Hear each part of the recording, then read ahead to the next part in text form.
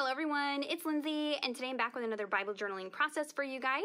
I'm just going to ask for a little bit of grace because like many of you, as we should be, my whole family is at home. And so we've got dogs, kids playing video games, hubby getting ready for work. It's just kind of noisy and crazy. So bear with me. That's why I haven't had as many videos because it's just not as quiet at my house. So today's video is sponsored by Illustrated Faith, so a special thank you to them.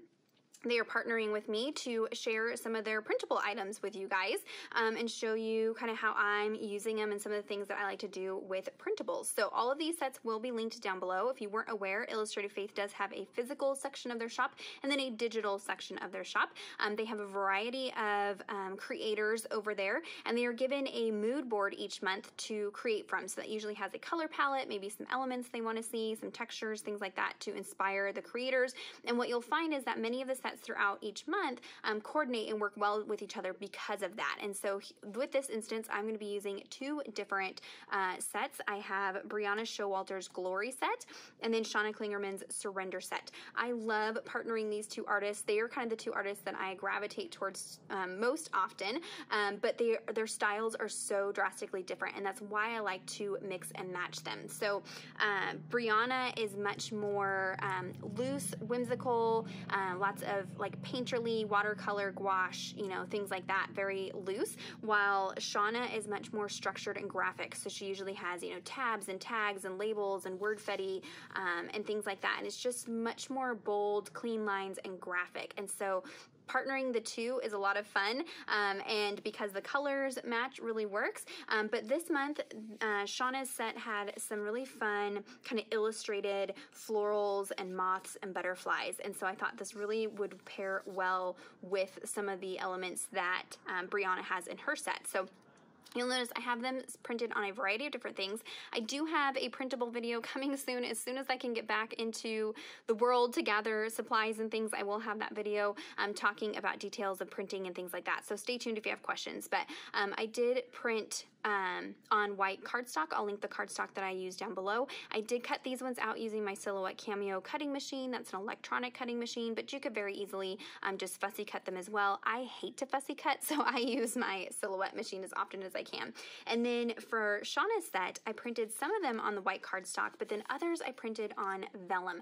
Now you could do something similar with clear sticker paper, but I find, you know, vellum might be a little bit cheaper, and depending on you know, where you're at or what you're using, and it just kind of gives a different effect. It's more frosted. I like that it won't be adhered directly down to the page. You can adhere it directly down to the page, but I like having just that softness and the texture behind the more solid cardstock, and it just kind of breaks things up a little bit and makes them a little bit different. You can also color on the back side of these with markers if you wanted to, and color in, which is a little bit more difficult to do with clear sticker paper. So if you wanted to add some color, you could use some markers on the back side. So I have a bunch of these printed on vellum. I also have her patterned paper set.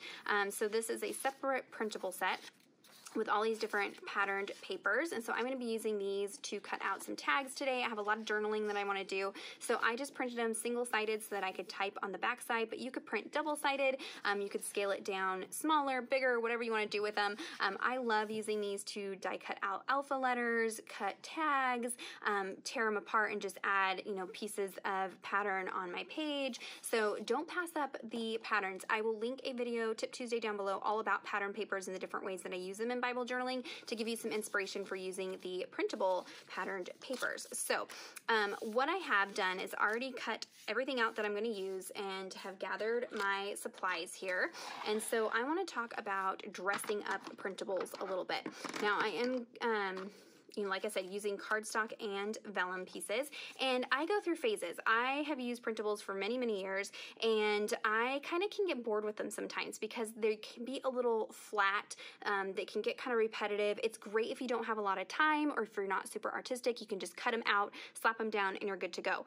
But I like to kind of jazz them up a little bit. So in today's video, I'm going to show you how to add some embroidery thread to your printables just to add some texture. I saw this on Illustrated Faith on their blog just recently. One of the ladies was doing this, so I'll link that blog post down below for you guys. Really inspired me to add some texture, but you can also, you know, ink them up, add stitching detail. I'm going to be layering, you know, vellum and cardstock so you get some different textures, just some different ways to jazz up your printables and just kind of make them I don't know, a little fancy. So I will be showing you how I add that. We're also going to be playing with some gelatos. I hate gelatos. I know that that's not a common thing to say in the Bible journaling world because everybody uses them and loves them. I hate them because they are very difficult to write over the top of. But for this particular page, I'm not going to be writing on the page. I'm going to be writing on the little journaling tag that I'm going to do. So I'm going to go ahead and play with gelatos and do kind of a light background. So we are working in Psalm 37. This was some recommended verses from Shauna's set. She has 5 through 7, but I'm going to go all the way down to 11. It says, commit your way to the Lord, trust in him, and he will do this. He will make your righteous reward shine like the dawn, your vindication like the noonday sun. Be still before the Lord and wait patiently for him. Do not fret when people succeed in their ways, when they carry out their wicked schemes. Refrain from anger and turn from wrath. Do not fret, it leads only to evil. For those who are evil will be destroyed, but those who hope in the Lord will inherit the land. A little while, and the wicked will be no more. Though you look for them, they will not be found. But the meek will inherit the land and enjoy peace and prosperity. And so these sets were created long before COVID-19 situation here in the U.S. really got to where it's at right now. And these verses were written long before the COVID-19 situation. But I am finding a lot of comfort in scripture during this time, as I hope you guys are doing the same. And there were some things in here that I thought I could pull out and kind of apply to what's going on right now. And I had some prayer journaling that I wanted to do. And so just remembering to be still before the Lord and wait patiently for him. I am taking a lot of time during this time at home to be in devotional, to be reading my Bible, going to his word anytime that I'm feeling anxious or anything like that. This do not fret when people succeed in their ways, when they carry out their wicked schemes. It's so easy to get tied up in social media and the news and watching what other people are doing and not agree with what they're doing, whether it be, staying at home or not staying at home, hoarding toilet paper, not hoarding toilet paper, whatever it might be. And so this was really helping me to remember to focus on myself and my immediate family. What are we doing? Are we doing everything that we can? Are we, staying at home, taking precautionary measures, praying for those that need to be prayed for, focusing on that and not focusing and letting myself get riled up by, what I see other people doing, even if it drives me bonkers. I'm trying to just ignore it. And then this goes into refrain from anger and turn from wrath. Do not fret. It leads only to evil. Don't get angry. Don't be full of wrath. Turn away from that. We want peace. We want calm. I know it can be especially hard during this time. And so I have a lot of prayer journaling that I want to do. And that's why we're going to be creating like a little pocket to do that with. So let me go ahead and put you guys on fast forward and we will put this page together. Okay, so we're going to start with the background. So I've got a piece of plastic packaging. I'm spraying it with some water and then rubbing on some gelato and then smushing that down onto the page. That first color was peach. It was a little bit too light, so I'm going in with some guava, and then I also have some Odyssey and some Nebula over there as well. So I don't love gelatos. You can see here there's little like flecks of gelato. That's one of the things I don't like about them, are those little flaky chunks that then transfer onto the opposite page. And they're just kind of waxy and hard to write on, but we're gonna make it work. So I dried down the pink that I had smushed, and now I'm going in with this color here. This is Odyssey. It's kind of a shimmery yellow color.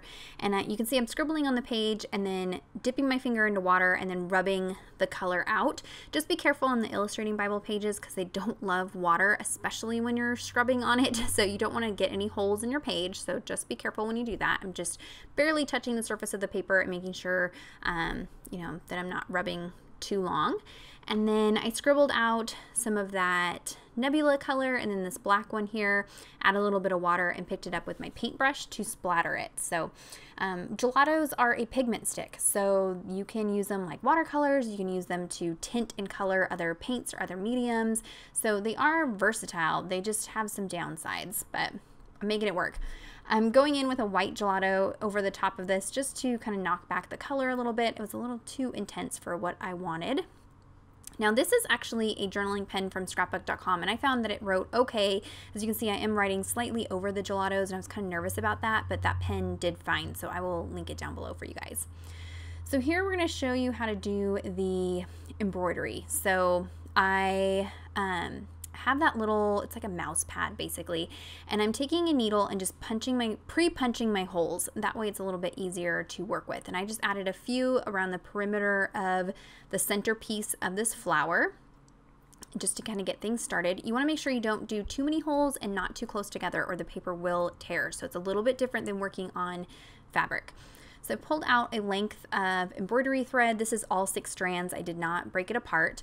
Knotted the end, and then now I'm going to come in from the back side of the flower, pull it all the way through to the knot, and then we're going to create some very, very tangly, messy French knots. So I'm just going to wrap the embroidery thread around my needle twice, and then I'm going to kind of hold the thread while I punch it down back into the paper. Now when you do French knots in fabric, you go back down through the fabric right next to where you came up through the fabric, but in paper, that will cause the paper to tear. So I'm going to kind of space out my holes, and that also gives it a messier, bigger look, but that's okay. I want these to be fluffy, messy knots, because if I do nice, clean, tight knots, it would take more of them to fill in the center, and then I risk tearing the whole center of the flower out. So I'm going to let them be big, fluffy, messy, ugly looking knots, and it's just going to create this kind of knotted texture of thread in the center of these florals.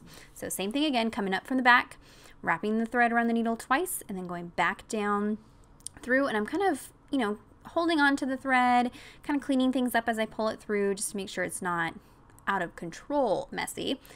Now for this third one, I'll show you what a clean knot looks like. So same thing, coming in from the back side, and this is how I did the little black ones on those smaller flowers.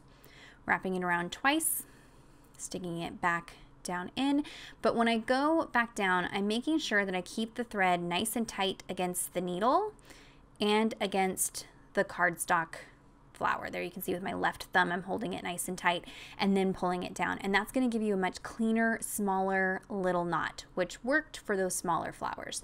But you can see it would take a lot more of those to fill in the center of the flower. So that was just an example. That's what I did for all of those florals that I have there. And it's just a fun way to dress them up, add some texture. I took this white cardstock and that vellum piece over to my sewing machine and added some zigzag stitching to attach that vellum piece. You could just print on regular cardstock, but I like the softness that the vellum gives it. It kind of mutes the colors a little bit. So, and in person, I can tell that that's a different texture on the front of that pocket. So now it's just a matter of laying everything out, getting it where I want it. I'm using a mix of those like line drawn black and white elements and then the color elements, and just trying to space those out in a way that kind of fills out the page and, you know, I don't know, just looks how I want it. I kind of set this up before I turned on the camera, so I had an idea of where I wanted everything to go before I started sticking things down.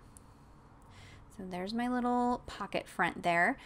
And I love making pockets because you can always come back and do additional journaling, additional, you know, prayer journaling or note taking, especially if you come back to this page and there's another verse that you want to journal and you already have this page finished. That's okay. You can do another tag, stick it into that pocket, and that's a way to keep coming back to the page and being able to add more to it, even though it's already, you know, decorated and has elements down on it. Those pockets allow you to continuously stick notes and prayers and things in there. So as I adhere things down, you'll see I'm using some liquid adhesive. This particular one is a clear one from Tombow. For that butterfly, the Vellum Butterfly, I just added some to the center of the butterfly. That way the wings are kind of fluffy.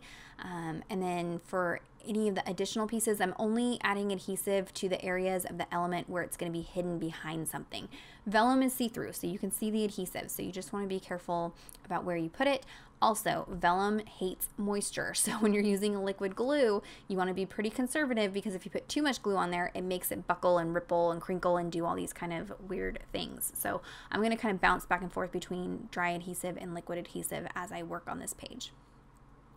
So for the pocket there, I added 3 pieces of double-sided adhesive, and then I pulled out my set of tag dies, and I'm just going to find one that fits best in this pocket. Sometimes I pick the tag that I want to use and then create the pocket. Sometimes I create the pocket and then pick the tag that I want to use. It just kind of depends on what I'm working with there. And I'm just putting that stamp block on that little cluster off to the right, because I use that liquid adhesive. Things were starting to kind of buckle and warp and do weird things as it dried, so that stamp block will help keep everything flat while it dries. Stick that pocket down. Again, it only has adhesive on the 2 sides and the bottom. That way I can stick things in the top. And I want it to be kind of like a hidden pocket, so I'm just covering it in all of these different embellishments. Yes, some of the text gets covered up by one of those, but you could you know, not adhere it all the way down, and that way you can kind of lift things up and still be able to see the text if that bothers you. And if you're working in a traditional Bible, you can still do this page. The nice thing about printables is you can customize them. So you can print them, you know, at 50%, so they would be half the size, and then they would work in like a regular journaling Bible with 2-inch margins. If you're working in the interleaved Bible, you could scale them up and make them even bigger. That way it fills an entire page. So that's kind of the nice, convenient thing about printables is you can really customize them and size them and change, you know, alter them to fit whatever project that you're working on. So now I got all of those stuck down. I'm going to go ahead and trim off any excess that's hanging off the side and work on the tag. So I'm pulling out some of those patterns, trying to figure out which one I want to use. I'm going to pull in some more of that gray since I have that gray quote box over there. And I flipped it to the back side, and I've taken my tag die and I'm going to trace the inside of the die. That way when I go over to my typewriter, I know that I'm typing directly inside the space that will fit in this tag. So I can take it over to my typewriter, type out my prayer journaling. Now I have some additional prayer journaling I'm going to do, but I'll do it off camera on an additional tag as well. So again, nice thing about a pocket is you can stick a whole bunch of tags in that little pocket and just pray your heart out in there. So I'm going to take that over to my manual die cutting machine and run it through, and that's going to cut out that tag for me. It also has a die to cut out the hole reinforcer, so I'm going to cut that out from a different pattern paper there and stick that on. Now this tag is going to be down in that pocket, so you're not really going to see what's on the front of it, but I wanted to dress it up just a little bit. So I pulled out one of Shauna's pieces and one of Brianna's pieces, and I'm just going to staple them on there just to kind of dress it up a little bit and bring in some more of that teal color. And that tag is pretty small. I didn't want it to obstruct the florals that are behind it, and so I am going to add a little bit of embroidery thread through the top here just to make it easier to pull that tag in and out, and again just bringing in some more texture. Like I said, printables can have a tendency to leave your page looking a little flat, which is fine. If you are not wanting to bulk, or if you're wanting something super simple, then that works great. But I love texture and dimension and chunkiness and just all that yumminess, so I try to add as much additional stuff like that as I can to dress up those printables. So there is a look at the finished page. Everything is linked down below for you guys, so you can head on over and check out those printables. If you have any questions or comments, be sure to leave those down below. Give this video a thumbs up if you enjoyed it, and subscribe to my channel if you're not already subscribed. And until next time, thank you so much. Bye-bye.